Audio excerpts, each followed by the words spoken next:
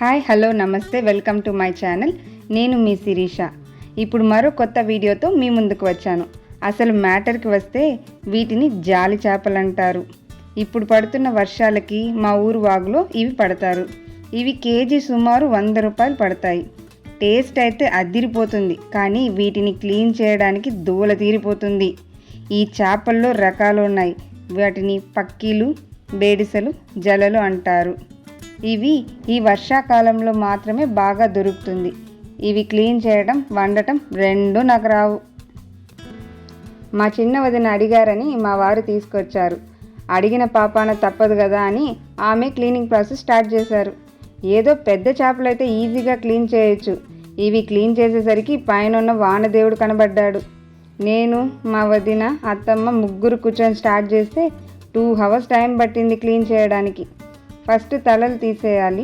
చేత్తోనే వచ్చేస్తాయి అవి. మళ్ళీ మొత్తం పొట్టలు ఏదన్నా ఉంటే క్లీన్ చేసుకోవాలి. మధ్యలో జలలు వస్తాయి. వాటికైతే 2 ముళ్ళు ఉంటాయి. అవి గుచ్చుకుంటే రక్తాలు రావాల్సిందే. ఆల్రెడీ మా అత్తమ్మ రక్తం చిందించింది.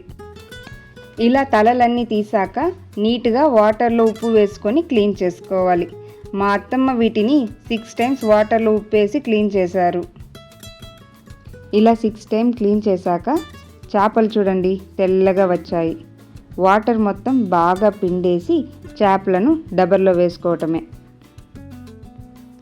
క్లీనింగ్ మొత్తం అయిపోయాక ఉప్పు, పసుపు, కారం, చింతపండు రసం అన్ని చేపల్లో వేసి మిక్స్ చేసి పెట్టుకోవాలి.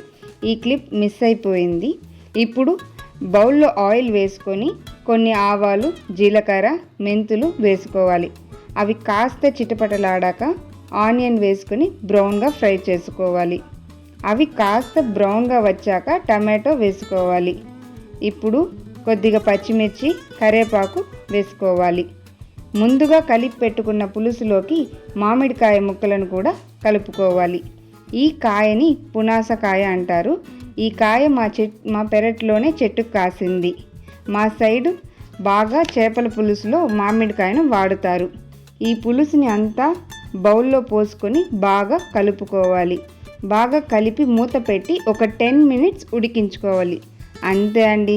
కూర ప్రాసెస్ చాలా త్వరగా అయిపోద్ది. బట్ క్లీనింగ్ బాగా లేట్ అయింది. అయితే కష్టపడిన దానికి మాత్రం దీని టేస్ట్తో మొత్తం మర్చిపోతాం. ఆరోగ్యానికి కూడా చాలా మంచిది. మీ సైడ్ కూడా ఇవి దొరికితే వీటిని ఏమంటారో కమెంట్ చేయండి. ఈ వీడియో మీకు నచ్చితే మరికొన్ని వీడియోస్ కోసం సబ్స్క్రైబ్ బటన్ నొక్కండి.